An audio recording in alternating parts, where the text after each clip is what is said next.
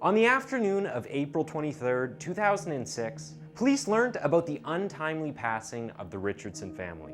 3 members of the family had lost their lives at the hands of 12-year-old Jasmine Richardson, the oldest child of the household. Together with her 23-year-old boyfriend, the two claimed the lives of Marc Richardson, Debra Richardson, and Tyler Jacob Richardson, who was only 8 years old. Many locals were left baffled by how such a young girl could do such a thing.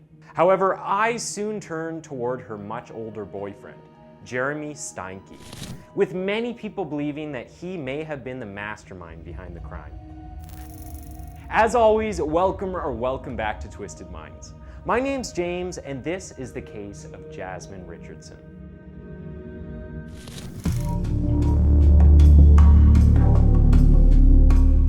The Richardson family was an average Canadian family. Unfortunately, not much is known about the family. This is because at the time of the crimes, Jasmine was underage. We know that the family lived in Medicine Hat at the time of the crime.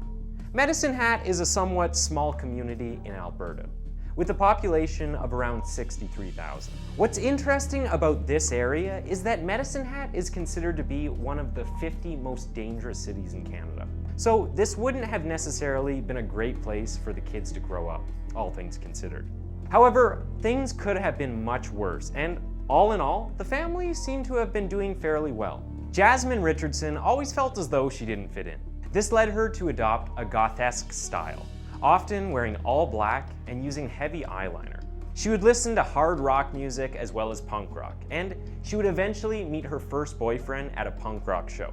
The details about Jasmine seem to differ depending on what source you get your information from. Some people claim that Jasmine was always a happy and upbeat girl, insisting that she didn't become a rebel until meeting her boyfriend. However, we have to ask the question, if she wasn't rebellious or interested in the punk lifestyle, what was she doing at a punk rock show on the evening she met her boyfriend? Regardless, family and friends had nothing but nice things to say about Jasmine. It seems that, for the most part, everyone around her blamed her bad behavior on her older boyfriend. We know that around the time she met Jeremy Steinke, Jasmine had been lingering around vampire-related message boards online. It seems like she had become very interested in the occult and other unusual subjects, with most of these subjects being particularly dark and gruesome. However, we have to keep in mind that this case began making headlines in 2006, the peak of the Twilight craze that had everyone interested in vampires and werewolves. So, there is a chance that she was simply captivated by a popular book series and became deeply invested in vampires and werewolves. However, this is just a guess, and unless Jasmine decides to come forward one day and reveal more information about herself, we really don't know much for certain.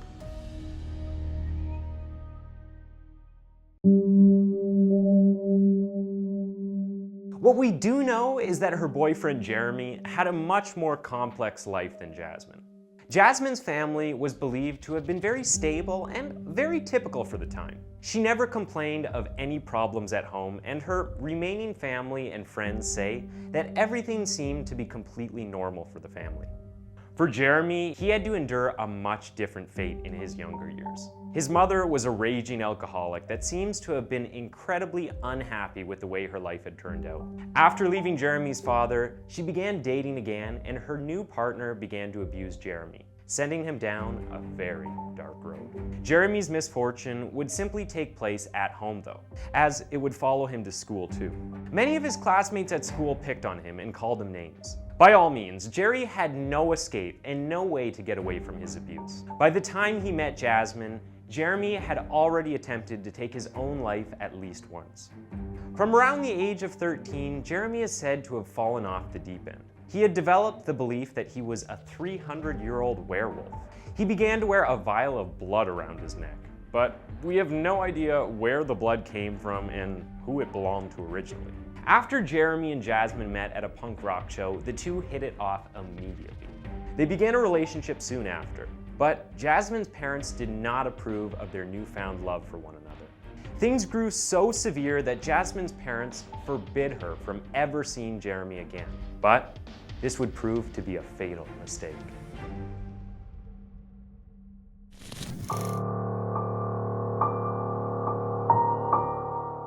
It wouldn't be long after Jasmine's parents forbade the relationship that Jeremy and Jasmine began to plot various ways that they would be able to be together.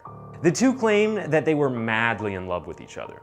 Because of this, when Jeremy found out about Jasmine's parents' decision to never let them see one another again, he lost his temper and began posting incredibly concerning comments online. Jeremy took to social media on April 3rd, 2006 and wrote, "Payment. My lover's rents are totally unfair. They say that they really care. They don't know what is going on. They just assume. Their throats I want to slit. Finally, there shall be silence. Their blood shall be payment." This seems like a very clear plan, suggesting that Jeremy wanted to take the lives of Jasmine's parents. However, police say that they have reason to believe that Jeremy wasn't the mastermind behind the plan at all. Rather, they say that they have text messages between the two that prove Jasmine was the one who first suggested taking the lives of her parents. Police have revealed 2 text messages between the two, in which Jasmine texts Jeremy and explains that she has a plan for them to be together. She said, "It begins with me killing them and ends with me living with you." Jeremy immediately jumped on board and sent her a message in response saying, "Well, I love your plan, but we need to get a little more creative with details and stuff." Not too long after that, Jasmine seems to have begun speaking openly about her plan with her friends at school. It seems that almost all of her friends were aware of her plan, but none of them had any reason to believe she was serious about it. According to police, each of the friends felt as though she was simply joking, or they simply didn't believe her. It's been reported that the night before the attack, the two decided to meet up and watch a movie together. We don't know how they managed to meet up against Jasmine's parents' wishes, but it's reported that they watched the 1994 film Natural Born Killers together before going their separate ways for the evening.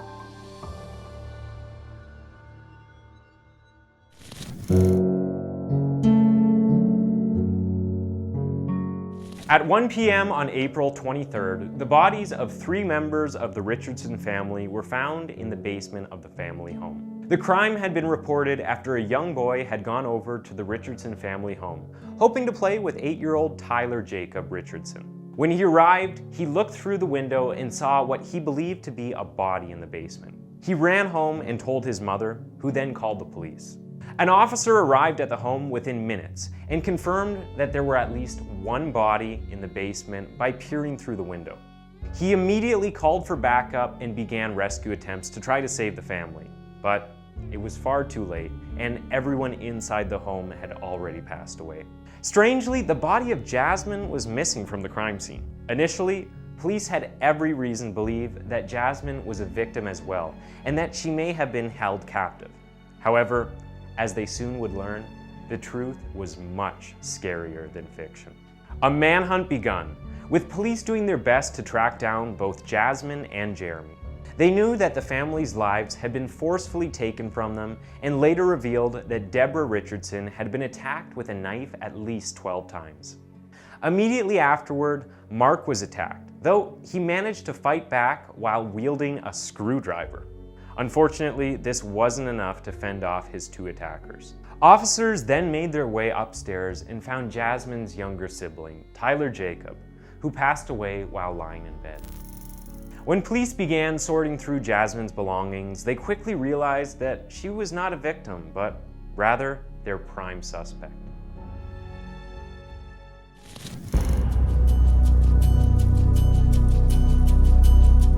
Police were able to track down both Jasmine and Jeremy within 24 hours. They used digital evidence to help their investigation, quickly learning that Jeremy had been involved in the crimes as well. They combed through many emails that were shared between the two, leading them to locate the couple inside of Jeremy's truck. They were taken in for questioning after witnesses reported hearing the two talking about taking someone's life. Jasmine insisted that she was not involved with the crimes, but evidence suggested that Jeremy had claimed the life of Jasmine's mother and father while Jasmine went upstairs and took care of her younger brother. In the end, police knew that the two were both equally involved in the crimes, and they were taken to court soon after being captured. In court, Jasmine pleaded not guilty to all charges. She explained to the court that all of her conversations about killing her family were purely hypothetical and that she had no intentions of actually going through with the crime. However, the evidence obviously painted a much different picture. By the time her trial had concluded, the jury decided that she was guilty of all charges and sent her to the maximum punishment. Considering she was only 12 years old at the time, Jasmine wasn't able to be sent to jail for life. Instead, her maximum punishment was 6 years behind bars, as well as 4 years of supervision in the community. A short while later, in 2008, Jeremy was sent to court and found guilty of all charges as well. Considering he was 11 years older than Jasmine, he was given 25 years in prison before being eligible for parole. But it's likely that he will remain behind bars for the rest of his life. All throughout their time in prison, Jeremy and Jasmine would write letters to one another. Not once in any of these letters did either of them express remorse for what they had done. They often spoke about their love for one another and insisted that when they were released from prison, they would get married.